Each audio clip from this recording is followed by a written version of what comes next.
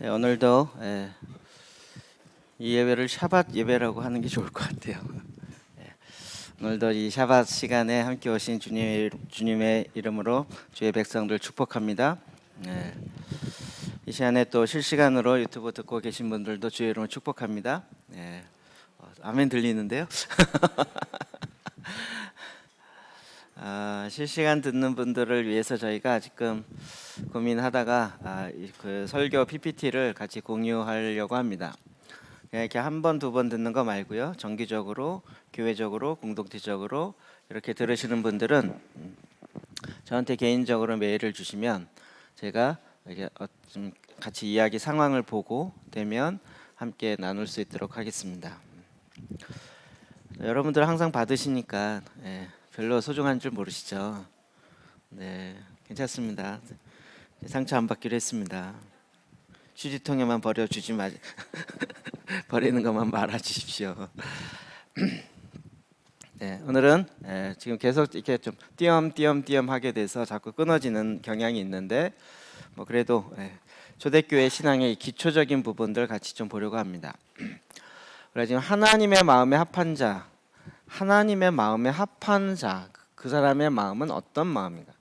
하나님의 마음에 합한 그 마음이란 어떤 것인가? 제가 첫 번에 보냄받은 자의 마음이다. 이 얘기를 들을 때 굉장히 제 안에 마치 그때 또 부활 절기와 같이 맞물려서 이 보냄받은 자의 마음이 무엇인지를 마음이 이게 확 바뀌었어요. 정말 그때 그 말씀이 저에게도 너무나도 큰 은혜가 되었어요. 이 세상에서 어디로 보냄받는 게 아니라 하늘에서 이 땅으로 보냄받은 자. 우리의 시민권은 하늘에 있고 예수님께서 우리를 위해서 요한복음 17장에 기도하는 것은 우리를 그리로 데려가고자 함이 아니요 우리를 이 세상에 보내기 위함인 거죠. 우리가 정말 저와 여러분이 이 땅에 보냄을 받은 자, 너무나도 정확하죠. 그래서 이게 저는 모든 그림이 꿰지면서 정말로 보냄받은 자구나. 이게 이제 마음에 확 이렇게 새겨지는 것 같아요. 오늘은 세 번째로요, 통회하는 마음입니다. 하나님의 마음에 합한 마음은 통회하는 마음입니다. 출애굽기 3장 7절부터 10절 말씀 먼저 보도록 합시다. 시작. 여호와께서 이르시되 내가 애굽에 있는 내 백성의 고통을 분명히 보고 그들의 감독자로 말미암아 부르짖음을 듣고 그 근심을 알고 내가 내려가서 그들의 애굽인의 손에서 건져내고 그들을 그 땅에서 인도하여 아름답고 광대한 땅 젖과 꿀이 흐르는 땅 곧 가나안 족속, 헷 족속, 아모리 족속, 브리스 족속, 히위 족속, 여부스 족속의 지방에 데려가려 하노라. 이제 가라. 이스라엘 자손의 부르짖음을 내가 달하고 애굽 사람이 그들을 괴롭히는 학대도 내가 보았으니 이제 내가 너를 바로에게 보내어 너에게 내 백성 이스라엘 자손을 애굽에서 인도하여 내게 하리라. 아멘. 네. 중간에 중복되는 게 한 번 있었네요. 우리 지금 계속 이제 하나님의 마음에 합한 자의 이 얘기를 계속 하고 있습니다.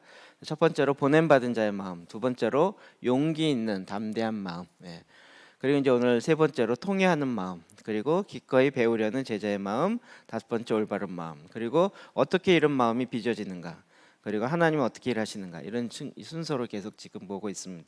오늘 그 세 번째입니다. 통회하는 마음.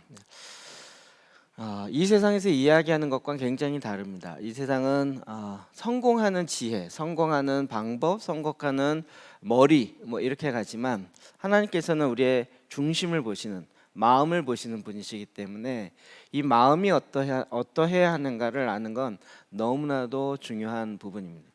이것이 이제 초대교회 굉장히 신앙의 기초가 됐던 부분이고 우리에게 있어서도 아주 높은 수준의 어떤 메시지가 아니고요. 정말 이렇게 기초로 내 마음이 이렇게 돼야 되는 거구나. 여러분 그것을 다시 한번 새기는 그런 시간이 되어지길 바랍니다. 자, 하나님 앞에서 통회한다. 또 사람들과 함께 통회하는 자의 마음을 가진 자가 하나님의 마음을 가진 자입니다. 여러분 이것은 예수님께서도 산상수훈에 이미 말씀하셨습니다. 마태복음 5장 4절입니다. 시작. 애통하는 자는 복이 있나니 그들이 위로를 받을 것이며. 아멘. 복이 있도다 애통하는 자들아, 이렇게 되죠. 네. 복이 있도다. 산상수훈을 보면 여러분 이것이 다 지금 하늘의 법칙을 우리에게 이야기해 주기 때문에 세상과는 참 다른 이야기가 돼 있는 거예요. 또 산상수훈은 구약의 오복 저 뭐죠? 모세오경이라고 이야기하는 그 내용이 다 신약으로 들어와 있는 그것이 산상수훈이죠. 애통하는 자는 복이 있나니.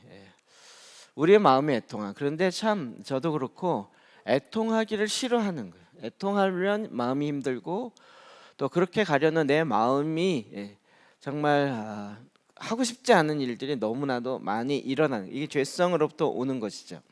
그러니까 애통하는 자의 마음이 되는 것, 그것은 우리에게 이제 새로운 목표가 됩니다. 그것은 뭐냐면 내가 그 마음이 되어져야 되는 거죠. 계속 주님은 이 차원에서 이야기를 하고 있습니다. 야고보서 4장 8절에서 10절입니다. 시작. 하나님을 가까이 하라. 그리하면 너희를 가까이 하시리라. 죄인들아 손을 깨끗이 하라. 두 마음을 품은 자들아 마음을 성결하게 하라. 슬퍼하며 애통하며 울지어다. 너희 웃음을 애통으로 너희 즐거움을 근심으로 바꿀지어다. 주 앞에서 낮추라. 그리하면 주께서 너희를 높이시리라. 아멘. 우리가 이게 영적 전쟁이라는 측면에서도 이 말씀을 많이 보았어요. 앞부분이요. 하나님을 가까이 하라. 그리하면 너희를 가까이 하시라. 죄인들아 너희 손을 깨끗이 하라. 두 마음을 푼 자들아 마음을 성결하게 하라. 여러분 깨끗하게 하는 거, 성결하게 하는 거 다 9절에 보면 슬퍼하며 애통하며 울지어다 이렇게 됩니다. 오늘날 굉장히 이제 왜 이렇게 슬퍼만 하냐, 좀 인생이 슬픈 일만 있는 게 아니다, 즐거워도 해야 되냐, 이렇게 얘기 많이 하죠. 요즘은 교회에서 이런 게 좀 많이 사라졌어요. 저 어렸을 때는 교회 다니면서 이런 얘기 많이 들었죠. 예화로도 요즘 이렇게 옛날 생각이 자꾸 나요. 자기가 죄인이라고 얘기하는 사람은 형무소에 가면 아무도 자기가 잘못했다, 죄인이다 얘기하는 사람이 없는데 교회에 가면 모든 사람이 나는 죄인이다 그런다는 거예요. 바뀐 거 아닌가? 뭐 이런 농담 같은 이야기를 하는데 이게 뭔 뜻인지 아시나요? 너무 고전스러워서 잘 모르시나요? 교회 다니는 사람 다 내가 죄인입니다. 그래서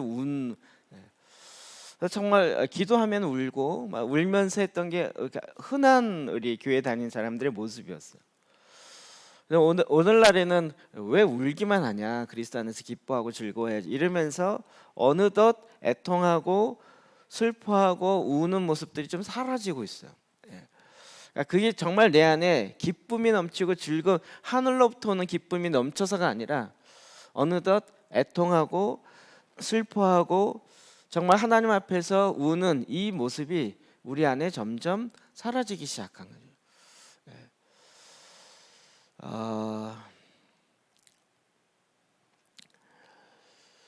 주님 앞에서 낮추라. 그리하면 주께서 너희를 높이시리라. 그러니까 우리가 이게 유교적 겸손을 이야기하는 건 아닙니다. 제가 뭐 하는 게 있나요? 아는 게 있나요? 뭐 이렇게 해서 그냥 낮추라 이런 얘기가 아니라 정말 하나님의 일하심과 나의 이 위치를 이렇게 보면 이건 그럴 수밖에 없는 거죠. 근데 이게 우리가 그러면서 어느덧 얼마 되지도 않았는데 굉장히 높아져 있어요. 이게 참 안타까운 우리의 모습인 것 같아요. 다시 한번 좀 이렇게 돌이켜 봤으면 좋겠어요. 제가 지금 자꾸 이렇게 우울한 모드로 들어가려는 경향이 있어서 지금 약간씩 이렇게 자제하는데 조금만 더 있다 갑시다. 조금만 더 있다.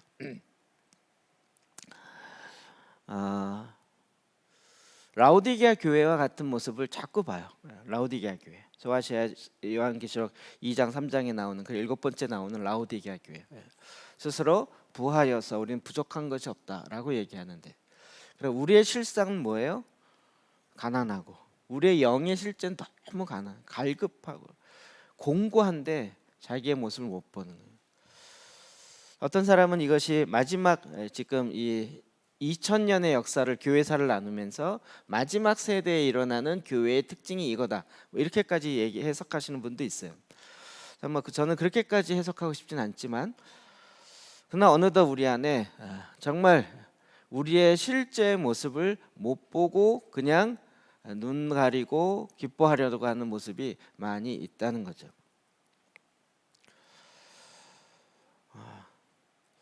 요즘에 이제 제가 계속 이게 마음속에 이런 마음이 이 부활의 절기와 관련돼서 그런 건지 아니면 제 안에 이런 여러 충격 때문에 그런 건지 잘 모르겠지만 계속 이런 마음이 끊임없이 좀 올라오고 있는 것 같아요.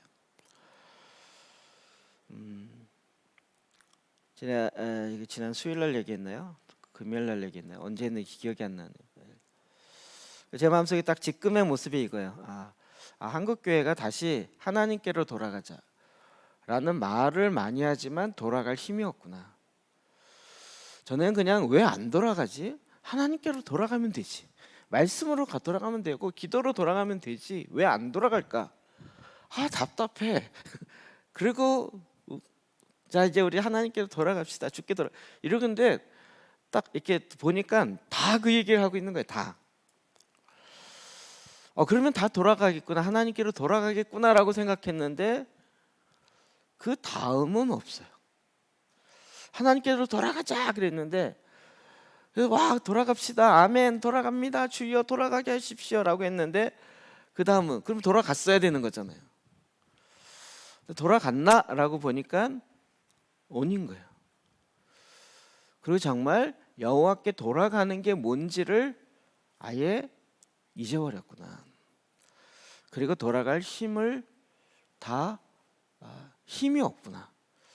이 생각이 딱 드니까요. 제 마음속에 너무나도 이 슬픔 같은 게 오는 거예요. 이 백성이 이 한국 교회가 지금 주님께로 돌아가야 되는지 아는데 돌아가지지가 않는구나.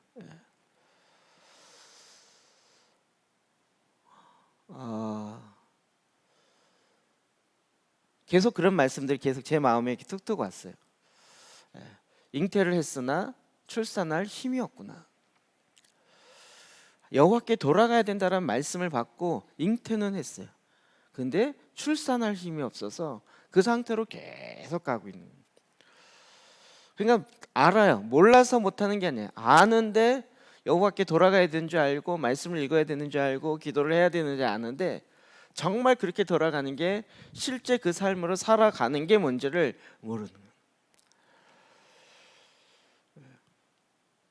이게 실제구나라고 그게 이제 현실 파악이라 그럴까요? 그게 딱 되고 나서부터 제가 지금 계속 몸도 힘들고 마음도 힘들고 차라리 그거였으면 좋겠어요. 몰랐는데 여호와께 돌아가는 거였어? 그렇구나. 이렇게라도 깨닫고 막 했으면 좋았을 텐데 그게 아니고 여호와께 돌아가야 되는 건 모두 다 알아요. 그리고 모든 사람이 다 제가 보니까 설교도요 다 기도해야 된다. 말씀으로 돌아가야 된다. 끊임없이 그 얘기인 거예요. 근데 정말 주님께로 돌아가고 있는가? 돌아가는 삶인가? 라고 할 때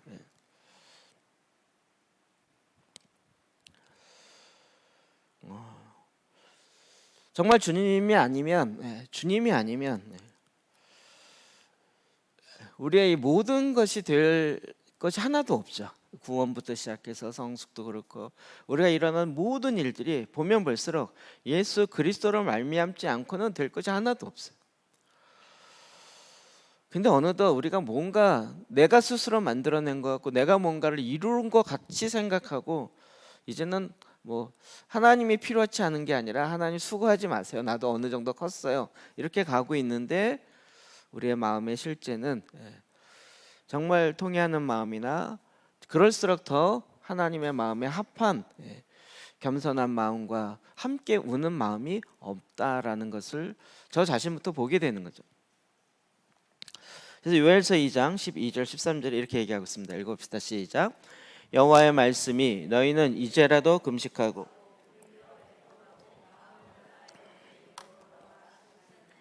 너희는 옷을 찢지 말고 마음을 찢고 너희 하나님 여호와께로 돌아올지어다. 그는 은혜로우시며 자비로우시며 노하기를 더디하시며 이내가 그 뜻을 돌이켜 재앙을 내리지 아니하시나니. 아멘. 계속 그렇죠. 여호와의 말씀이 이제라도 금식하고 애통하며 마음을 다해 내게로 돌아오라. 우리 아까 찬양했잖아요. 여호와께로 돌아가자. 이런 마음을 이렇게 갖고 와서 그런지 찬양 듣는데 마음이 이렇게 울적하더라고요. 내 백성이 나를 떠나 돌아섰지만 내 사랑이 내 백성을 포기 못하니 내 모든 건 내어주고 나 그들을 얻으리라. 진짜 이게 뭐 예수님이 하신 거겠죠. 근데 이게 예수님이 아니고 만약에 부모가 자녀를 향해서 했던 고백이라고 생각해 보면 이건 진짜 처절한 거죠. 내 자녀가 나를 버리고 떠나가서 돌아섰지만 그러나 그 부모의 사랑이 그 자녀를 포기하지 못하고 그래서 내 모든 걸 내어주고 내가 내 자녀를 얻으리라. 너무 비장하죠.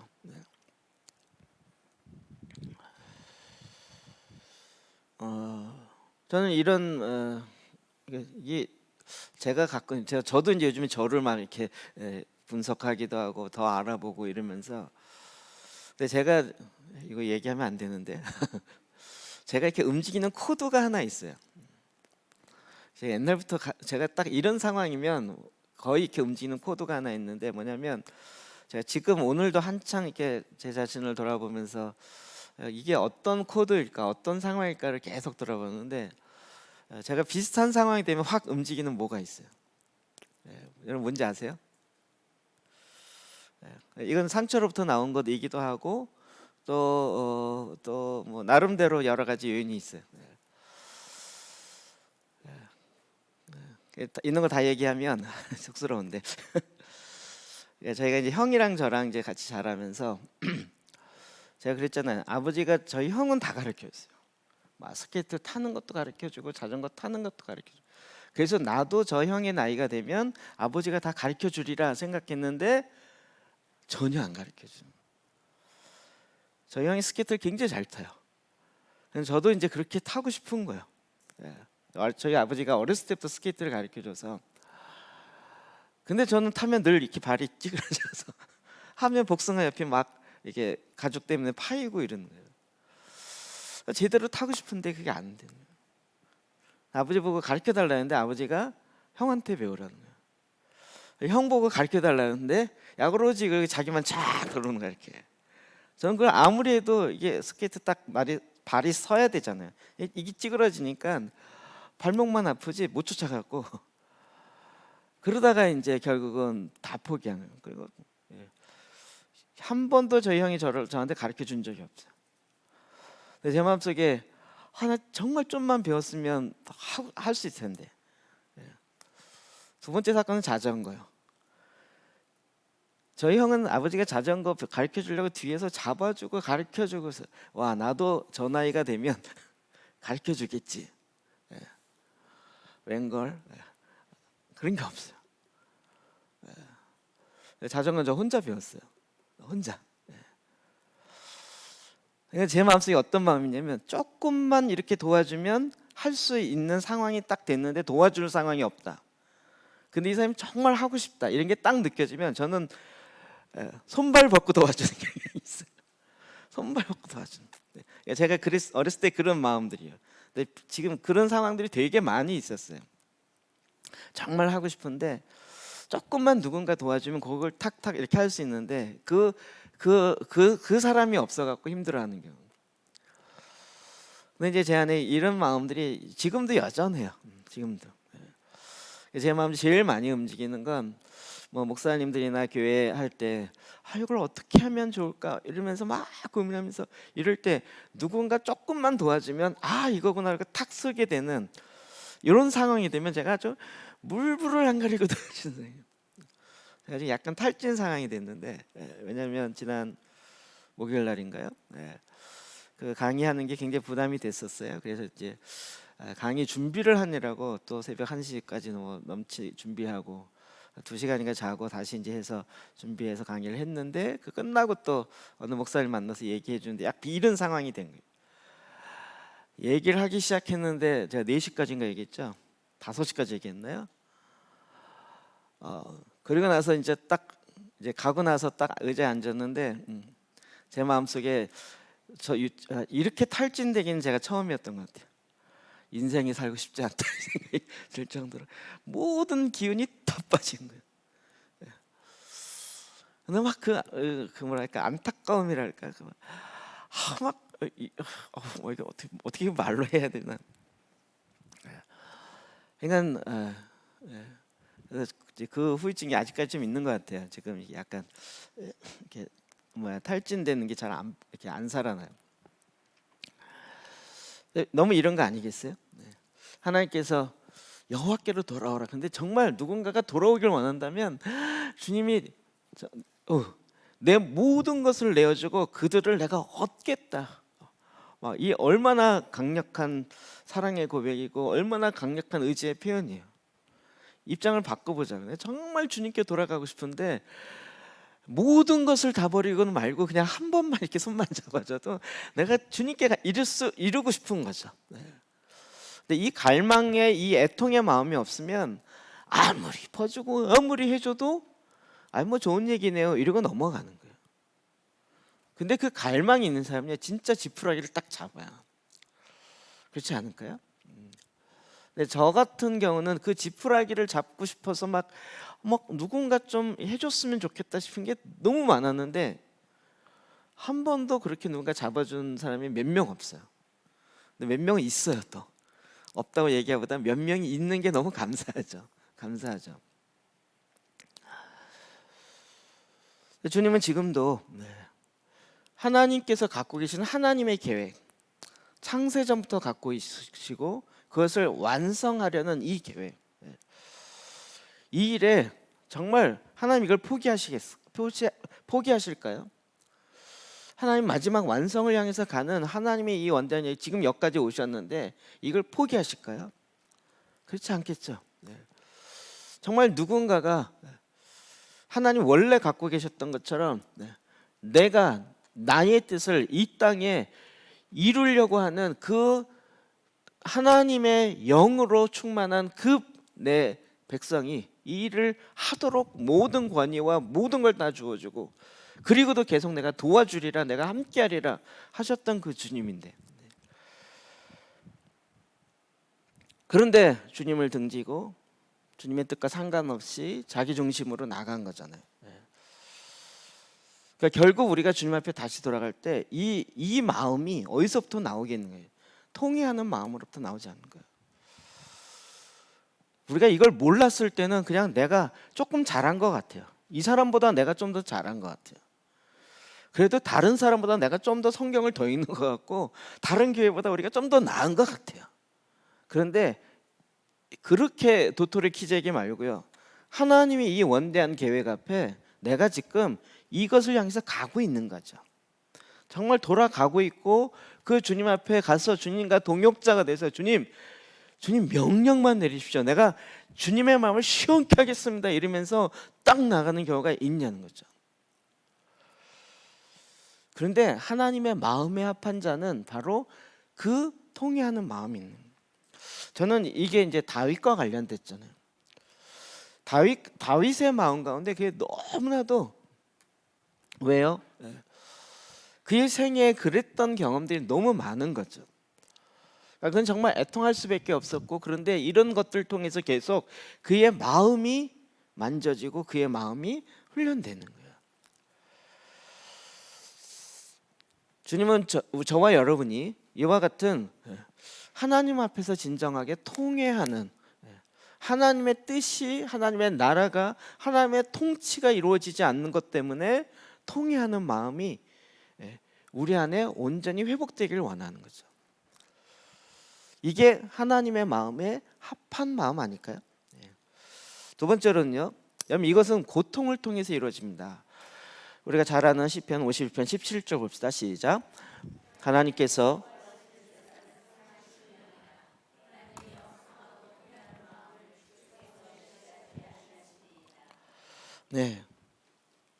우리가 잘 아는 시편 51편 다윗이 회개하며 나가는 거죠. 그가 이 51편에 정말 주님이 제사를 기뻐하시고 소를 기뻐하신다면 내가 천천만만의 소를 드리겠다는 거예요. 그런데 주님이 기뻐하시는 건 그것이 아니라 내 안에 상한 심령, 통회하는 마음을 주님이 기뻐하신다는 걸 안 거예요. 자, 이번 화요일인가요? 리더 모임 하다가 다윗에 대해서 이렇게 생각하는데, 다윗이 왕인데 금식했어요. 왕이 금식하면 어떤 상황이 될까요? 우리가 왕이라면 어떡할 것 같으세요? 신하들 다 금식해, 내 대신 다 해. 이래도 다 해야 될 상황이잖아요. 그렇지 않겠어요? 왕이 뭐가 부족해서 금식의 삶을 살았을까요? 왕이 금식해서 이게 살이 빠지고 이게 뼈가 흔들리는 상황이 되는 거예요. 이런 걸 보는 신하들은 뭐라 그럴까요? 왕이여 옥체를 보아소서. 왕의 몸은 왕의 몸이 아니라 나라를 위한 몸입니다. 이러면서 엄청 먹이고 엄청 하려고 하지 않겠어요? 근데 그는 하나님 앞에서 내가 서야 되기 때문에 금식하는 삶을 살고 있었다는 거예요. 내가 지금 뭘 하고 뭘 중요 이게 아니라 하나님 앞에서 그 상한 심령으로 주님 앞에 나아가고 있는 그 마음이 다윗에게 있었던 거예요. 정말 하나님이 뭘 찾는지를 그가 진심으로 마음으로 알았던 거죠. 그래서 그는 상한 심령으로 통회하는 마음으로 주님 앞에 나아가기로 결단한 거예요. 그리고 그렇게 나아가는 거죠. 시편 34편 18, 19절입니다. 시작. 여호와는 마음이 상한 자를 가까이 하시고忠심으로 통회하는 자를 구원하시는도다. 의인은 고난이 많으나 여호와께서 그의 모든 고난에서 아멘.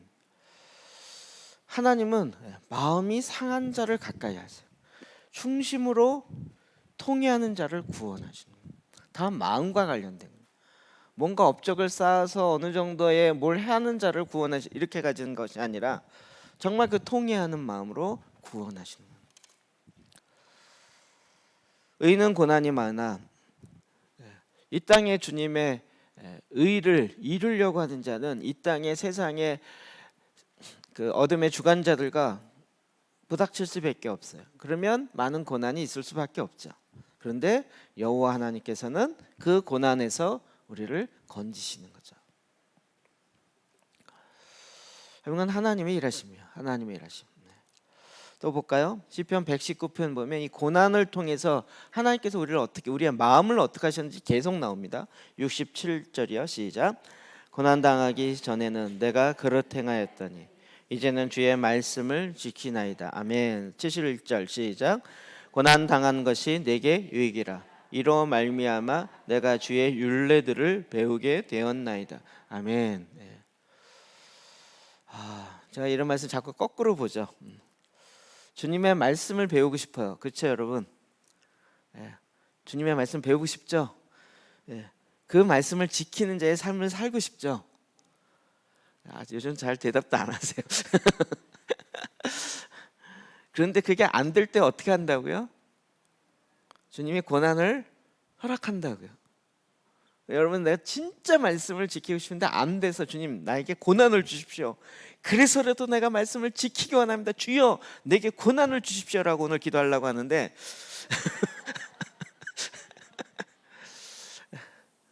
진짜 그렇게 기도할 수 있을까요? 우리 막 말씀이 안 지켜지고 안 돼요 이러면서 그냥 철포덕 주저앉고 안 되니까 에이 모르겠다 이렇게 대부분 가지. 내 말씀을 내가 지키고 그 말씀의 법도를 배우기 위해서 고난이 나에게 유익입니다. 이 정도의 고백이 나오려면 정말 이게 다윗의 이 그 고난들이 그의 삶 속에서 뼛속까지 알랄이 있겠죠. 알랄이 있겠죠. 그럼 고난 당하는 것이 내게 유익이라. 제가 이 얘기는 가끔 많이 했었죠. 부흥은 강남에서 일어날 일이 없다. 뭐 이런 거. 잘 사는 동네에서는 부흥이 일어날 수가 없어. 거기선 개혁도 싫어해요. 자기가 현재 잘 사는 걸 계속 가기 원하는 거죠. 초기에 우리가 했던 초기 제1의 물결이라고 얘기하는 1904년에 웨일즈 부흥, 탄광에서 일어나는 거예요. 1905년에 아주사 부흥, 흑인에서 일어나는 거예요. 시므원인가요? 그 흑인이. 그래서 성령을 경험하고 방언을 하는데 그 신학교를 갔는데 신학교에서 흑인이라고 받아주질 않아요. 그래서 창가에서 그 교실에 못 들어가고 창가에서 창문 열어놓고 거기서 수업 들어서 공부를 한 거예요. 1905년에 미국이 그런 상황이었어요. 1906년에 인도에서의 부흥, 여자아이예요. 조그만 여자아이예요. 부흥이 있다고 막 기도했는데 일주일 기도는 아무 일 없었어요. 다 갔어요. 근데 그 조그만 여자아이가 거기서 포기하지 않고 계속 기도하다가 그에게 성령이 임하면서 인도 부흥이 일어나요. 1907년에 평양대부, 이게 같이 연결이에요. 다 누구예요? 그 시대의 메인 라인의 어떤 지도층의 이게 아니고요. 탄광이에요. 흑인의, 게다가 인도는 그 카스트 제도가 있잖아요. 신분이 낮은 그런 아이에게 주님이 임한. 왜 그럴까요? 왜 그럴까요? 그의 마음이 얼마나 겸손하고 얼마나 주님을 실제적으로 신뢰하며 나갔겠는가. 베드로전서 5장 10절 볼까요? 시작. 모든 은혜의 하나님 곧 그리스도 안에서 너희를 부르사 자기의 영원한 영광에 들어가게 하시니가 잠깐 고난을 당한 너희를 친히 온전하게 하시며 굳건하게 하시며 강하게 하시며 털을 견고하게 하시리. 아멘. 아멘. 잠깐 고난을 당한 너희, 우리를 주님께서 온전하게 하신대요. 네. 요즘 부활의 절기에 자꾸 뭐죠? 하나님 보좌 우편에서 지금의 모습을 바라보는 걸 자꾸 훈련하는 거잖아요. 실제 그걸 믿음으로 취하하는 것이고 눈에 보이지 않지만 보이는 증거를 향해서 올라가는 겁니다. 제가 고난 얘기할 때마다 꼭 이야기하죠. 우리는 오늘 당하는 고난은 되게 싫어하는데 지나간 일에 대해서는 그 고난에 대해서 늘 자랑하는 거죠. 고난에 대해서. 그러니까 여자들 모이면 아기 낳는 얘기고 남자들 모이면 군대 얘기가 다 고난이에요. 고난. 힘들었던 얘기. 근데 이게 나중에 영적으로 딱 보면 주님 앞에 갈 때, 주님 앞에 우리가 모두 다 쓸 때 주님이 우리를 칭찬하시고 우리를 향하여 정말 엄청난 주님의 그 사랑과 정말 어마어마한 것도 부어주시는 이유는 뭘까요? 이 땅에서 주를 위하여 고난받는 거예요. 그걸 얼마 동안 얘기할까요? 내가 주님 앞에, 그러니까 예를 들면 순교자, 내가 주님 앞에 내 목숨을 드렸어요. 주님이 너무 기뻐하셔갖고 그 순교자에게 주어지는 하나님의 이게 축복이 남다르잖아요. 그렇잖아요. 성경이 인정했어요. 그러면 이걸 그분은 천국에서 얼마 동안 그 얘기를 할까요? 영원히 하겠죠. 근데 그거를 옆에서 나 순교할 기회가 있었는데 못한 사람은 천국에서 어떻게 될까요? 너무 부럽겠죠. 그때 한 방에 할 걸. 그냥 이러지 않을까요? 또 대답을 하기 어려운 질문이죠. 여기서 놓고 보니까 지금 당하는 고난은 뭐예요? 나중에 엄청난 영광이 될 거예요. 여기서 그냥 여러분 아기 낳는다 그러는데 도대체 아기를 뭐 20명 낳았어? 3명 낳았어요? 그렇죠? 맨 낳는 거죠. 이제 군대 생활 30년 했어요? 몇 년 했어요? 2년 3년 한 거 갖고 지금 계속 얘기했잖아요. 뭐 유격 가서 훈련인데 유격 1년에 몇 번 가요? 일주일에 한 번 가는 거잖아요. 근데 그거 갔다 온 걸 갖고 평생 울고 먹는 거잖아요. 남자들이. 이 실상을 얘기하면 안 되는데 그거에 빗대서 본다면 지금 이 땅에서의 고난이 뭐겠는 거죠. 여기서 생각해, 여기서 고난이 넘으니까 빨리 고난 좀 해결해 주. 이게 아니라 이 고난이 나중에 주님 앞에서 어떻게 되고 오늘날 나에게 주님이 이 고난의 소리를 온전하게 하고 굳건하게 하고 강하게 하시며 털을 견고하게 하신다. 할렐루야죠. 그래서 오히려 이 고난을 통하여 고통을 통하여 내가 겸손하게 하나님과 마음에 합한 사람, 하나님의 마음에 기뻐하는 자가 되는 거죠. 저는 그래서 안산을 좋아하기로 했다고 얘기 드렸죠. 안산에 하면서 어쩔 수 없이 안산에 사는 분들이 하나님의 축복이라는. 아멘 안 하시죠? 네. 여러분 특히 고난과 통회하는 마음을 통해서 하나님이 엄청난 하나님의 일을 행하시는데 그 중에 하나는 하나님의 임재, 하나님이 함께하는 그 길을 열어놓게 하시는 거예요. 이사야 57편 15절 봅시다. 시작. 지극히 존귀하며 영원히 거룩하시며 거룩하다 이름하는 이가 이와 같이 말씀하시되 내가 높고 거룩한 곳에 있으며 또한 통회하고 마음이 겸손한 자와 함께 있나니 이는 겸손한 자의 영을 소생시키시며. 하나님이 누구랑 같이 있어요? 통회하고 마음이 겸손한 자와 함께 있던. 그래서 그 결과를 어떻게 해요? 겸손한 자의 영을 소생시켜요. 할렐루야죠. 통회하는 자의 마음을 소생시켜 다시 일으키세요.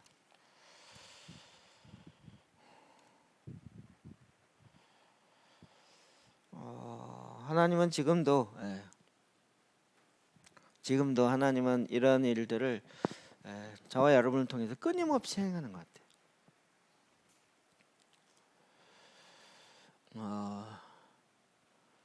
어쩔 수 없어서 겸손한다 이 얘기가 아니고요.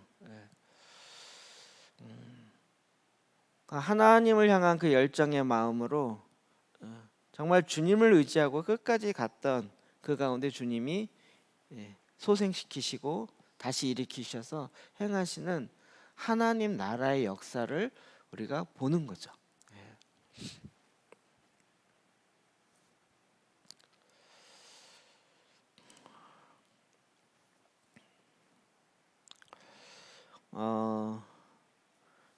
이게 자꾸 제가 예를 들어 설명하려는 습관들이 있는데 그러면 또 제 얘기밖에 못해서 제가 이제 부르심이 교회잖아요. 교회. 교회 경험을 제가 이렇게 쭉 돌이켜 보니까 이게 교회로 인해서 상하고 정말 애통해하고 이런 게 너무 많아요. 또 그랬던 교회를 많이 다녔고 희한한 교회도 가보고 집에서 예배드리는 가정교회가 아니고요. 어쩔 수 없이 집에서 예배드리는 뭐 그런 데도 해보고 또 개척교회. 저 어렸을 때는 개척교회 제가 이제 모교회가 아주 이렇게 지하에다가 이렇게 땅 파놓고 벽돌로 짓다가 수도판 교회였거든요. 지금도 생각하면 참 이렇게 바닥이 그러니까 건물 교회 건축을 하려고 이렇게 딱 졌는데 돈이 없어갖고요. 지하만 해놓고 그 위던 지상은 못했어요. 그런 채로 한 4년인가 있었어요. 그래서 지하의 바닥이 소위 말하는 공구리가 안 돼, 도끼대시라고 그러죠. 이 바닥이 안 돼 있어요. 그러니까 맨 흙이에요 바닥이. 거기다가 장의자 2개 하나 놓고 거기서 3년인가 4년을 했거든요. 그래서 그 교회를 매일 갔어요. 그게 중학교 고등학교 때인데요. 매일 갔어요.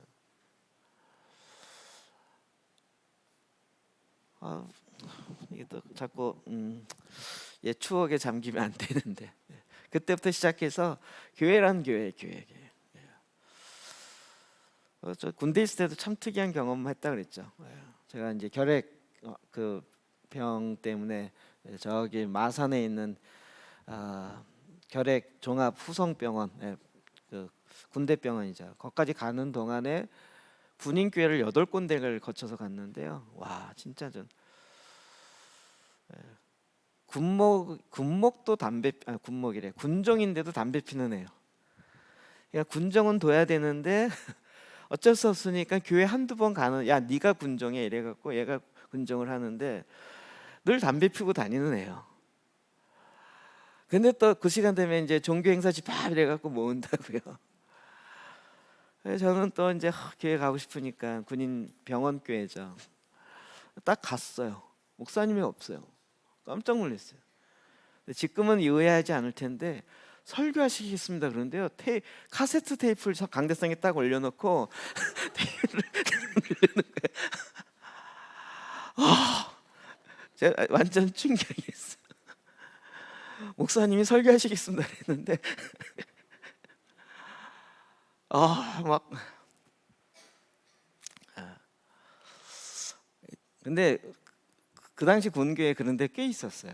거기도 그 연대 대대 그 대대 병원인가 그랬어요. 하고 막 그 마음에 또 막 불이 일어나갖고 제가 또 결핵 환자니까 격리병동에 따로 수용됐거든요. 교회 가겠다니까 넌 또 격리라 안 된다는 거예요. 격리가 뭔지 요즘 경험해서 아시겠죠. 그래서 교회 가고 싶습니다 이래도 야 인마 넌 안 돼. 격리병동이랑 옆에 붙어있는 게 정신과 병동이었어요.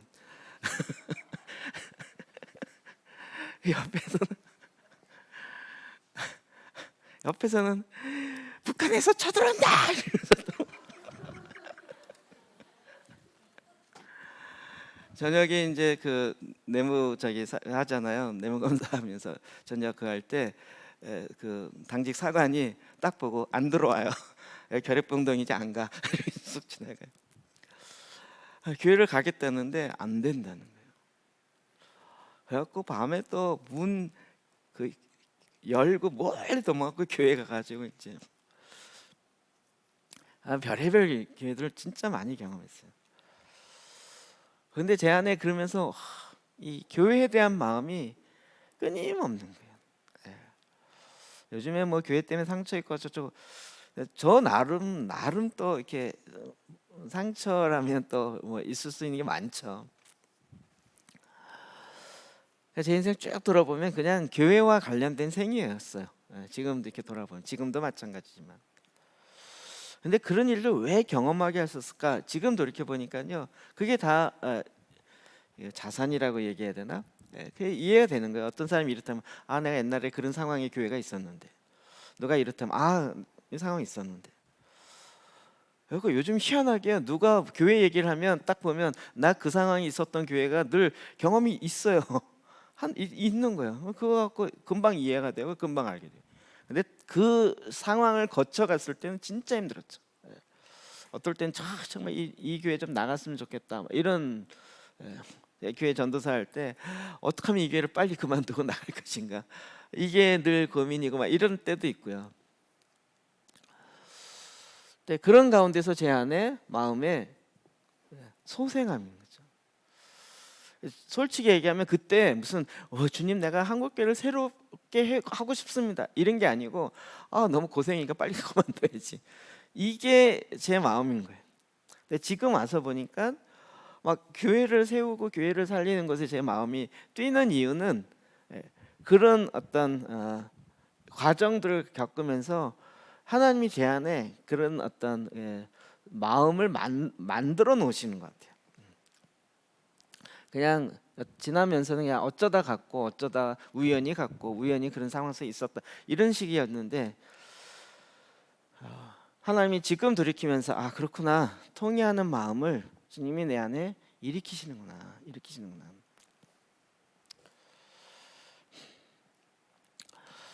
여러분 우리가 지금 당하는 모든 고난의 일이 하나님의 부르심의 데스티니를 향해서 가게 하는 다 연결되어 있습니다.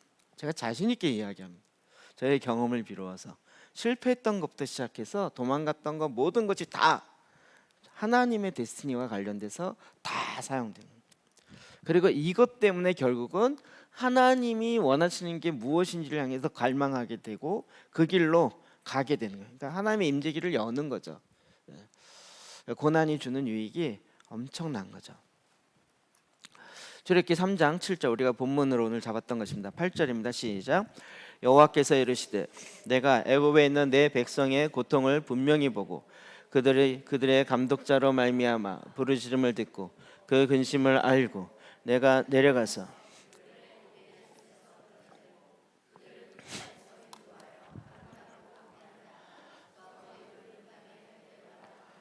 아멘. 주님은 계속 내 백성의 고통을 분명히 보고, 우리가 이거 지난 그 ACN 교재에서 굉장히 많이 다뤘던 부분이에요. 하나님이 상황을 보시고 하나님이 상황 분석하신다. 제가 이것에 마음이 확 이렇게 갔던 것은 내가 상황을 보고 내가 분석해 갖고는 희한한 대안을 만들어요. 근데 하나님이 상황을 보고 하나님이 대안을 세우시면 하나님의 역사를 주님이 만드시더라고요. 그래서 이스라엘 백성으로 하여금 그 애굽에 있는 그 백성들이 고통 가운데 들어가도록 하나님이 허락하시죠. 약간 하나님이 일부러 그렇게 하는 것 같지 않으세요? 그래서 일부러 막 힘들게 만들고 벽돌 더 만들기 더 많이 찍어내게 하고 나중에 지푸라기도 안 주고 하게 하고 막 일부러 더 그렇게 하는 것 같지 않으세요? 근데 그걸 통해서 이스라엘 백성이 뭐 해요? 드디어 하나님께 부르짖기 시작하는.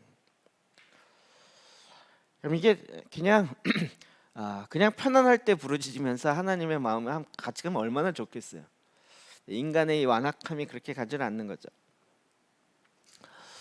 반대로 보면 여러분 그 마음이 없이 출애굽시키면 어떻게 됐을까요? 애굽에 그 나름 잘 살았어요. 고센 땅 또 풍요로웠어요. 근데 약간 어려움이 있었지만 그 정도는 했어요. 근데 주님이 와서 야 출애굽하자. 아브라함과 내가 언약하지 않았느냐. 자 이제 일어나 가자. 그러면 어떻게 반응할까요? 또 어떻게 설득 당해서 갔어요. 갔는데 좀 전쟁이 일어나고 이러면 어떤 얘기 나올 거예요? 바로 돌아가는 거예요. 바로 돌아. 아니 이 난리를 치고 나왔는데도 불평과 불만이고 툭하면 내가 여기 우리 무덤터가 없어서 여기 우리 대관이야 이러면서 얘기했던 사람들인데, 그러니까 그 마음이 정말 주님을 향한 하나님의 그 겸손함으로 주님과 한 마음이 되지 않으면 이게 안 되는 거예요. 이건 고난을 통해서 되어지는 거죠. 그걸 통해서 주님이 나오게 하는데 단지 출애굽이 목적이 아니라 뭐가 목적이죠? 언약의 땅, 약속의 땅, 그 땅 가운데 들어가게 하는 거죠. 그곳에서도 늘 하나님을 의지하게 하는 거죠. 지금도 이 땅만 얘기하면 제가 이스라엘 얘기가 자꾸 팍팍 떠올라갔고요.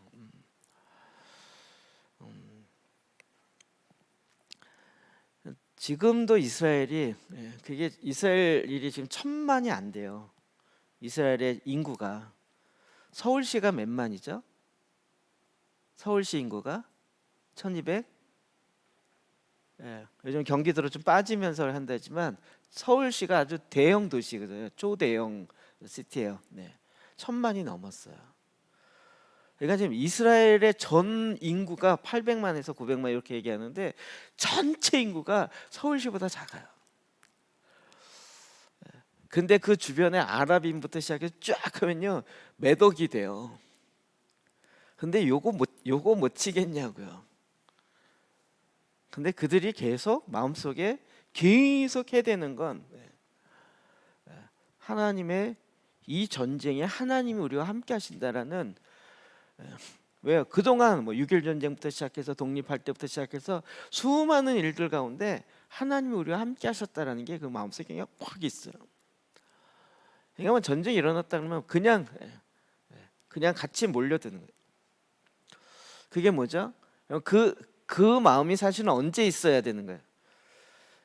출애굽해서 그때부터 있어야 되는 거예요, 사실은. 근데 희한하게 지금 그런 마음을 가져요. 왜 그랬을까요?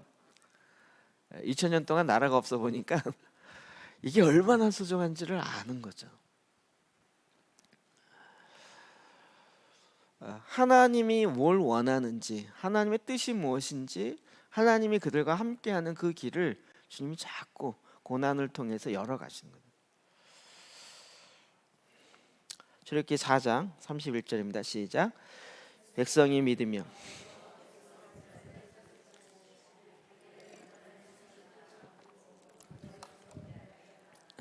모세가 호렙산에서 주님을 만나고 주님의 계획을 듣고 이제 내려가서 아론과 함께 이스라엘 장로들을 모읍니다. 그리고 하나님께 들었던 이야기를 하는 거예요. 그 이야기를 이스라엘 백성이 듣고 백성이 믿으며 여호와께서 이스라엘 자손을 찾으시고 그들의 고난을 살피셨다 함을 들었어. 너무 위로가 되는 거죠. 그래서 어떻게 했어요? 머리 숙여 경배하였더라. 저는 이 구절 처음 봐요. 그 얘기를 듣고 하나님이 우리의 당하는 고난을 하나님이 들으셨구나. 하나님이 살피셨구나. 이 들으시고 살펴셨다는 그 얘기만 듣고도 너무 감동이 되고 그래서 그 앞에 머리를 숙여서 경배했어요. 뭔지 아시겠죠? 하나님이 나의 이야기를 들으셨다. 하나님은 나의 고난을 살피셨다. 이러면 끝이라는 거예요. 끝이라는 거예요. 역사가 바뀌는 것이고 하나님의 일하심이 일어나는 거죠. 우리 안에 좀 이 마음이 다시 회복되어지기 원합니다. 지금도 우리가 여전히 하나님이 우리의 상황을 보살폈다. 우리의 고난을 주님이 보셨다. 들으셨다.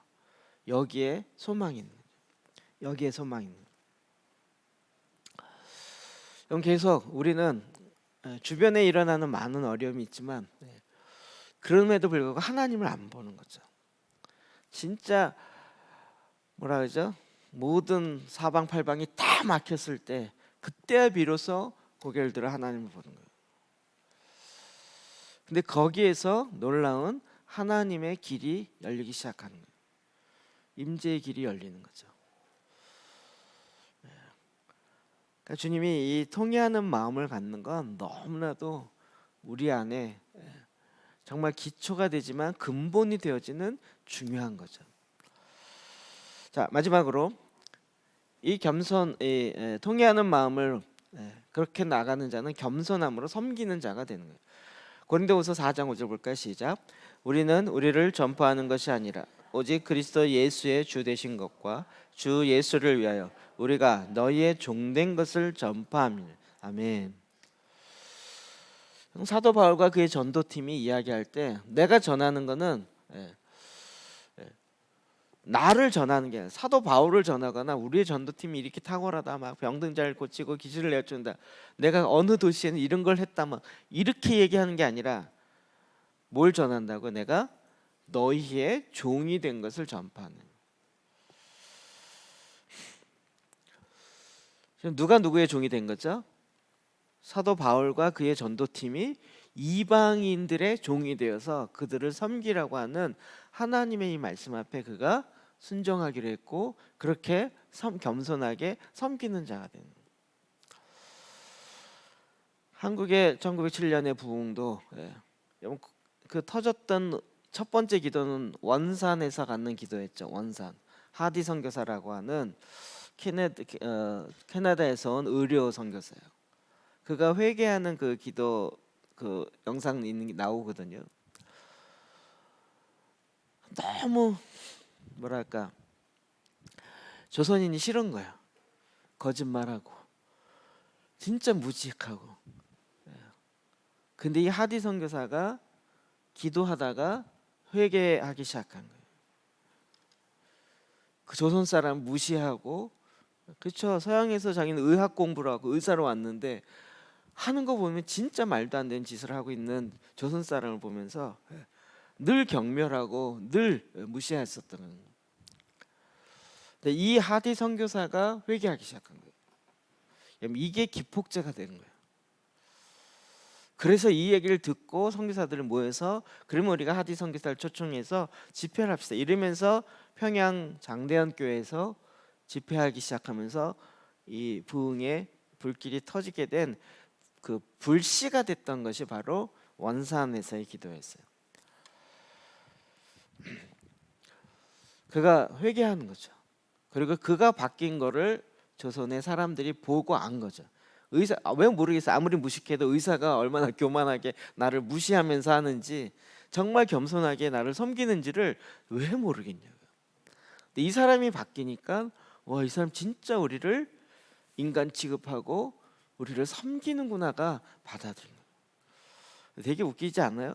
그 마음이 바뀌기 전에는 뭐였어요? 야, 내가 너희를 섬기러 왔는데 니들 이게 뭐야? 맨날 이거 했잖아요. 내가 너희를 섬기러 왔다면. 그 당시 비행기도 아니고 배 타고 한 달씩 두 달씩 오면 이렇게까지 내가 너희를 섬기러 왔는데 니네들 이게 뭐야? 거의 이거였잖아요. 참 웃기잖아요. 섬기러 왔다 그러면서 그의 마음이 섬김의 마음이 아닌 거죠. 정말 그의 마음이 섬김의 마음으로 바뀌면서 놀라운 회개와 부흥의 역사가 일어나기 시작한 거예요. 이사야 66장 1절 2절 봅시다. 시작. 여호와께서 이와 같이 말씀하시되 하늘은 나의 보좌요 땅은 나의 발판이니 너희가 나를 위하여 무슨 집을 지으랴. 내가 안식할 초소가 어디랴. 나 여호와가 말하노라. 내 손이 이 모든 것을 지었으므로 그들이 섬겼느니라. 물은 마음이 가난하고 심령에 통회하며 내 말을 듣고 떠는 자 그 사람은 내가 돌보려니와. 아멘. 저희 말씀 이렇게 보면 볼수록 그렇지 않겠어요? 진짜로 하나님이 모든 걸 다 지으시고 지구를 다 지으시고 모든 걸 주님이 다 만드셨는데 그 안에서 우리가 주님, 내가 주님을 위한 집을 지을게요, 교회를 지을게요, 주님 여기 멋있게 지을게요, 아름답게 지을게요, 이런 거 아니겠어요? 예. 이거 진짜 소꿉장난 수준 아닐까요? 애들이 막 이렇게 땅에다 이렇게 찍찍 걸어놓고 이거 우리 집 여기 주방 그래갖고 거기다가 돌 갖다 놓고 풀 갖다 놓고 끓인다고 이렇게 해놓고 나중에 엄마한테 먹으라고 갖다 해서 벌려 그래서 돌과 풀과 그를 모래가 집어넣으려고 하는 거의 그 수준 아니겠냐고요. 마음은 아니까 어이구 그랬고 받아 먹는 척하지만 받아 먹는 거의 수준이 이 수준 아니겠냐고. 그러니까 우리가 하나님을 위해서 한다는 게 과연 뭐겠냐는 거예요. 무슨 집을 지으랴. 내가 안식할 처소가 어디랴. 이게 뭐 당연한 얘기 아니겠나요? 그런데 주님은 어떤 사람을 돌봐요? 심령에 마음이 가난하고 심령에 통회하고 내 말을 듣고 떠는 자, 그 사람은 내가 돌보겠다는. 지금도 이건 여전하신 거죠. 저희가 이번 주일날 이제 올 곳이 그분들이 같이 오셔서 하는데 목사님 이번 목요일날 저희 스쿨에 오셨어요. 이빌린 목사님이. 그래서 저희 교회 상황과 이런 걸 보면서 너무 좋아하시는 거예요. 너무 좋아하세요. 부담스러울 정도로 좋아하세요. 본인이 이제 제가 거기 아파트 촌 안에 이렇게 딱 건물 안에 들어가 있어갖고 뭔가 이렇게 기도도 크게 못 하고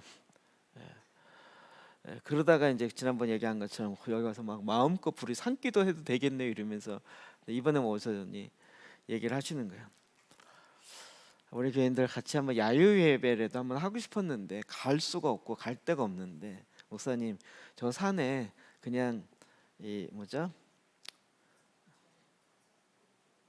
매트가 아니고 뭐라 하죠? 돗자리 깔고 그냥 도시락 까먹고 이렇게 할 수 있나요? 그러더라고요. 아니 뭐 여기 뭐 많죠, 무덤도 있고. 그런데 있으면 자기가 이번 주일날 아예 오후 예배까지 안 하고 그냥 거기서 도시락 먹을 거 다 그냥 주먹밥처럼 만들어갖고 여기 와서 야외 예배라도 그냥 이렇게 하면 좋겠다고 생각이 드는데 목사님 산에 그렇게 할 수 있는 터 좀 있으면 빌려달라고. 그거 못 하겠어요. 그거 못 하겠어요. 하세요. 뭐 하시죠. 뭐. 그래 이제 목요일날 오셨어요. 그래 이제 얘기를 하는데 그래서 뭐 그런 얘기를 한 거죠. 그래서 거기서 12시 반에 떠나서 1시에 여기 도착해가지고 산에다 이제 돗자리 깔고 같이 이제 자기네끼리 그 뭐지 야유회 같이 이렇게 좀 하고 싶다고.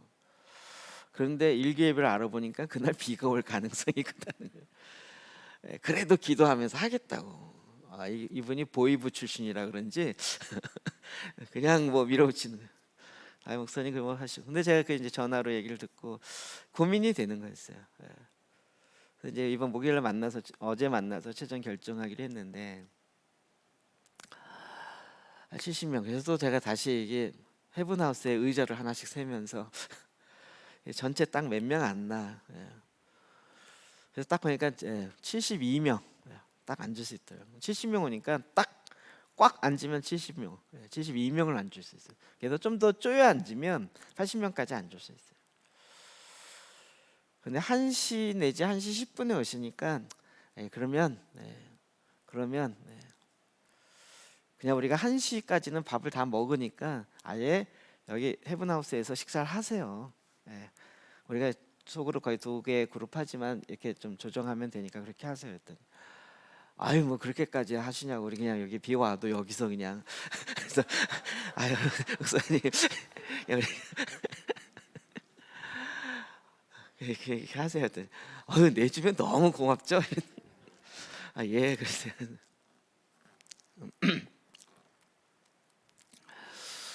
그리고 이제 보니까 이제 도시락을 그래서 점심을 어떻게 걱정하지 마세요. 그냥 딱 해서 우리가 저녁을 준비했으니까 저녁 같이 예 그렇게 하시는 거예요. 절대 점심 걱정하지 마요. 걱정 안 하기로 했어요. 분위기를 보니까 이제 뭐죠? 주먹밥 이렇게 해서 먹을 분위기잖아요. 그래서 저는 이제 그걸 뭘 하자는 얘기가 아니고 주먹밥 먹는데 몇 분 걸릴까요? 저는 이 진행병이 있다 그랬잖아요. 이 주먹밥 먹는데 길어야 10분 걸릴까요? 그러면 10시 10분, 1시 10분에 와서 10분이면 1시 20분. 우리 3시 예배인데 1시간 40분 동안 뭐 하냔 말이에요. 또 제 머릿속에 또 돌아간 거예요. 일단 한 10명은 저 방방이 타고 10명은 농구하고 10명은 원동학에 앉아있고 10명은 저 위쪽에 원동학 가서 구경하고 이래도 이게 40명인데 나머지 30명은 또 뭘 하고 있을까. 이제 이 사람들도 뭘 5층에 한번 돌아가라 그럴까 하는데 5층 뭐 봐서 5분만 내려오면 되고 이게 또 그래서 이제 오늘 리더 이야기하면서 혹시 리더들 중에서 셀별로 남자든 여자든 그래서 이제 그 시간 셀 모임을 같이 교제. 우리가 이제 다 같이 예배하지만 70명 대 70명 뭐 이번에 보니까 80명 온대요. 또 10명이 늘었어요. 뭐라 하더라? 그래서 이제 아이고 저희 셀에서 혹시 셀 모임을 같이 하는 상황이 되면 70명 대 70명 만나고 교제가 안 돼. 같이 예배 드린다 이 정도니까 그냥 혹시 되면 그렇게 한번 이야기를 해봅시다. 이래갖고 지금 이제 서로 알아보고 있어요. 이제 이렇게 이야기를 이제 하니까 저희에서 신청하신 분 몇 명이 있고 셀별로 상황이 안 되면 어쩔 수 없고요. 그런 얘기를 하는데 또 전화가 딱 왔어요. 목사님 거기 청년은 몇 명이나 되나요? 왜요? 그랬더니 우리 15명 되는데 거기 15명 되나요? 그래서 한 20명 되는. 청년도 그렇게 하면 되나요? 예 하세요. 청년도 연합으로 그냥 셀 모임이요. 제가 미리 얘기하는데요. 같이 같이. 종영아 좋지? 그렇지. 제가 3주 전에 얘기했었거든요. 우리 청년 혹시 오면 거기 청년 우리가 거기 가서 그 교회 청년들 있으니까 한번 교제 나누면 어떨까 이러는데 종혁이만 오케이 했어요.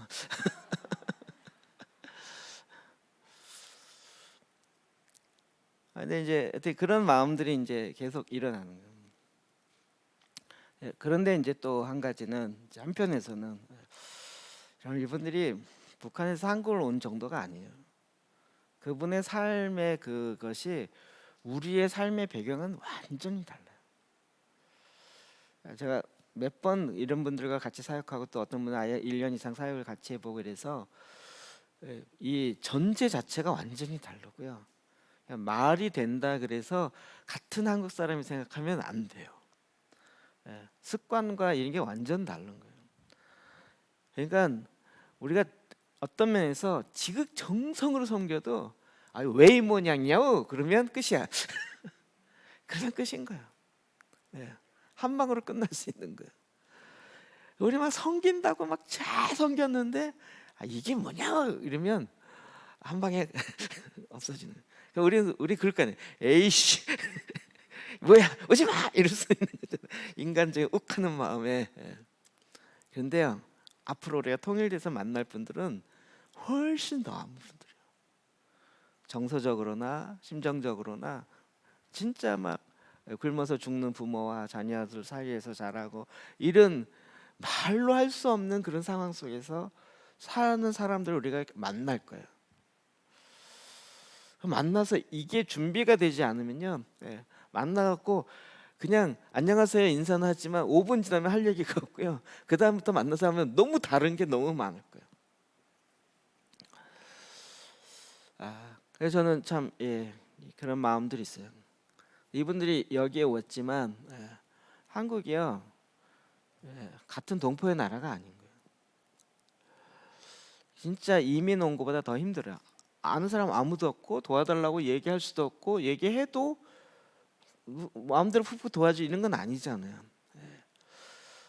도와주는 것 같지만 또 어느 정도 선이 딱 있고, 뭐 그 하나원에서 하고 나올 때 정착금이라고 1,000 얼마 주지만 이게 또 깜빡해갖고 야 이런 보급을 매년 주나 보다 이래갖고 박수 뭐 며칠 만에 다 쓰고 나중에 왜 또 안 줘요? 그러면 야 그거 한 번 주는 거야.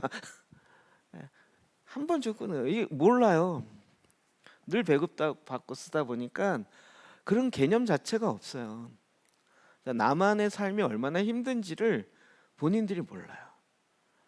그러니까 괜히 왔다라고 생각 후회하는 사람이 꽤 많은 거예요. 그러니까 이런 차이점들을 우리가 어떻게 섬겨 나갈 것인가가 우리들에게는 엄청난 큰 숙제예요.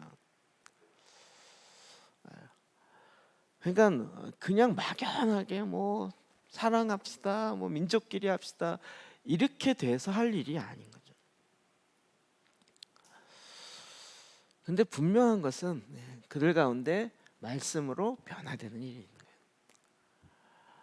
거예요. 제가 조심스러워서 오늘 이번에 강의 어제 설교하고 강의하고 오늘 어떠셨어요?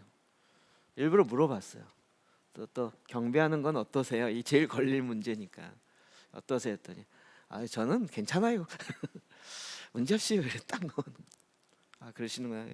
다 감사하다. 섬김이요, 더 낫기 때문에 더 좋기 때문에 섬기는 게 아니라요, 그냥 우리의 마음에 겸손과 통해하는 마음이 있기 때문에 섬기는 것이 그렇게 나가야 되는. 그냥 감사한 것뿐이죠. 감사한 것뿐이죠. 그럼에도 불구하고 우리가 또 이건 자원함으로 기뻐함으로 돼야 되는 거예요. 여러분, 제가 지난 주일날 오후 예배 때 잠깐 얘기했는데, 그래서 저도 이제 몰랐었는데 개별적으로 선물하는 거 절대 안 하기로 했어요. 이번에 이제 얘기를 듣다 보니까 이분들이 이제 사회주의 국가잖아요. 거기는 배급이 똑같아야 되는 거예요. 선물 주면 너 선물 못 받았니? 나 이거 받고 이게 다르면 화가 나고 막 상처를 받는데요. 똑같이 줘야 된다는 거예요. 그래서 제가 또 마음에 회개를 하고 개별적으로 주는 거 절대 안 하고, 절대 하지 마시죠. 도움이 안 돼요.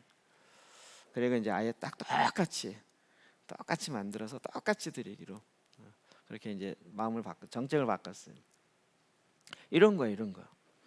우리는 너무 막 마음에 이런 마음에서 뭔가 선물하려고 하는데 이게 상처가 되고 이게 아픔이 될 수 있어요. 모르면 섬김도 이상하게 가는 거예요. 내 스타일로 섬기는데 이 사람은 섬김이 아니고 그게 아픔이 되고 상처가 될 수 있는 거예요. 사도 바울이 이방인을 섬긴다. 그러면 유대인으로 이방인을 섬긴다. 이게 기적 같은 일이죠. 근데 그가 주님의 마음을 알고 주님의 경륜을 알고 게다가 이방인의 사도로 그가 부름 받았고, 그래서 내가 이방인을 섬기는 종된 것을 전파하노라 이렇게 이야기합니다. 그가 뭐 비굴하거나 무슨 없거나 이게 아니고 그게 자기를 부른 부르심이라는 거예요. 히브리서 2장 18절 볼까요? 시작. 그가 시험을 받아 고난을 당하셨은즉 시험 받은 자들을 능히 도우실 수 있으리. 아멘. 예수님 이야기 1차적으로 예수님도 고난을 당하고 시험을 받아서 고난을 당하셨기 때문에 그렇게 시험 받는 자, 고난 당하는 자를 도울 수 있는. 그리고 실제로 우리도 보면 돕는 사람은 어떤 사람이에요? 그런 고난을 당해 본 사람이 돕는 거죠.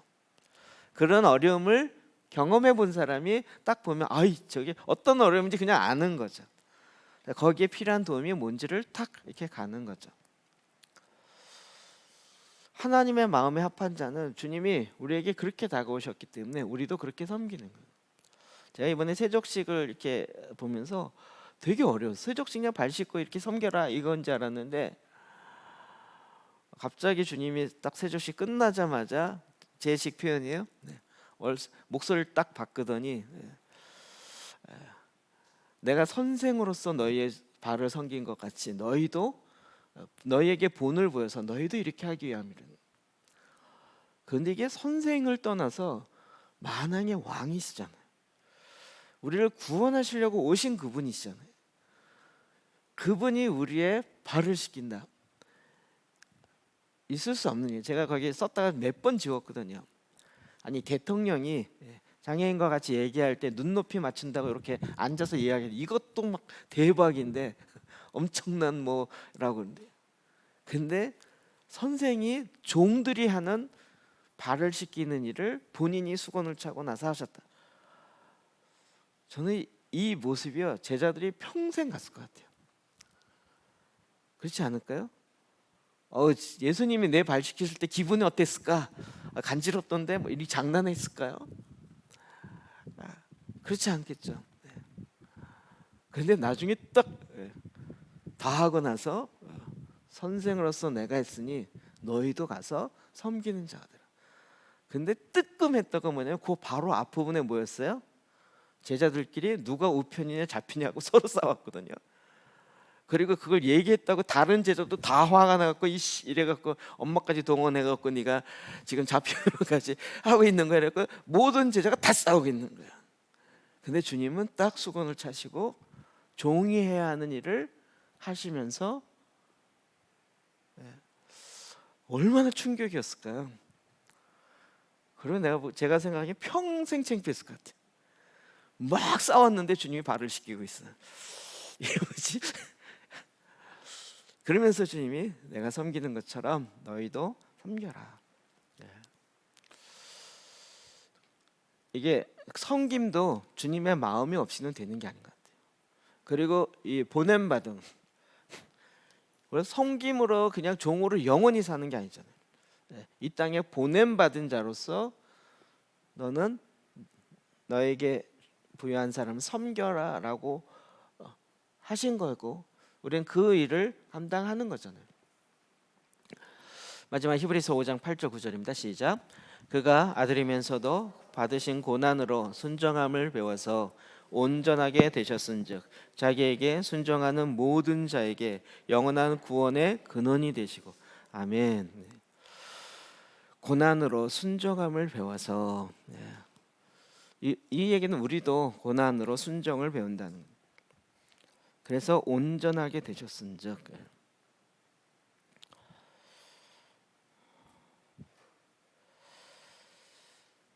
우리의 온전케 되어짐은 순종을 통해서 되는데 순종은 고난을 통해서 되는 거죠.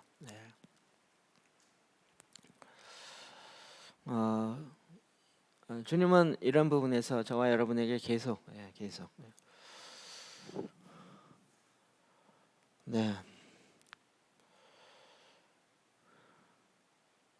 그냥 저는 개인적으로 저희가 섬길 수 있는 기회가 되어진다면 저의 어떤 무슨 뭐가 발동돼서 그런 거일 수도 있겠지만 그러나 섬길 수 있는 기회가 된다면 최선을 다해서 섬기는 게 맞겠다라는 마음은 있어요. 네.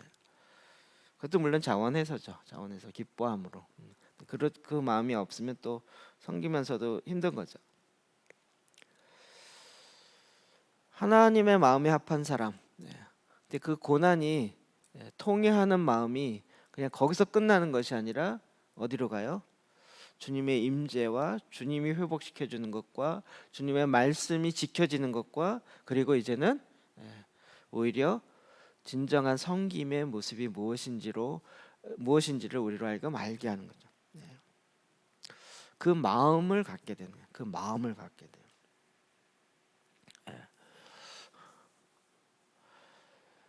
우리는 삼위일체 하나님에 대해서 지금 부활주를 자꾸 이야기했는데 여러분 그 의미를 잘 모르시는 것 같아서 삼위일체 하나님이 어떻게 삼위가 일체로 계실까요?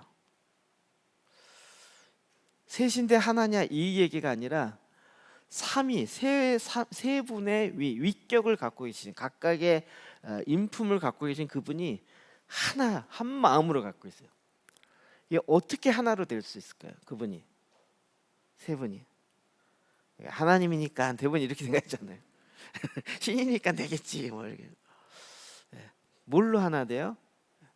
진정한 사랑으로, 진정한 존경과 진정한 신뢰로 하나 되는 거예요.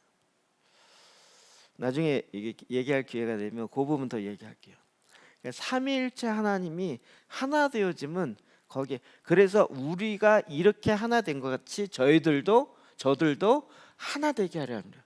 그러니까 나랑 짝짝꿍에서 하나가 딱 됐다 이거보다 저들도 이 사랑 안에 들어와서 그 사랑으로 온전히 하나 되게 하려는 거예요.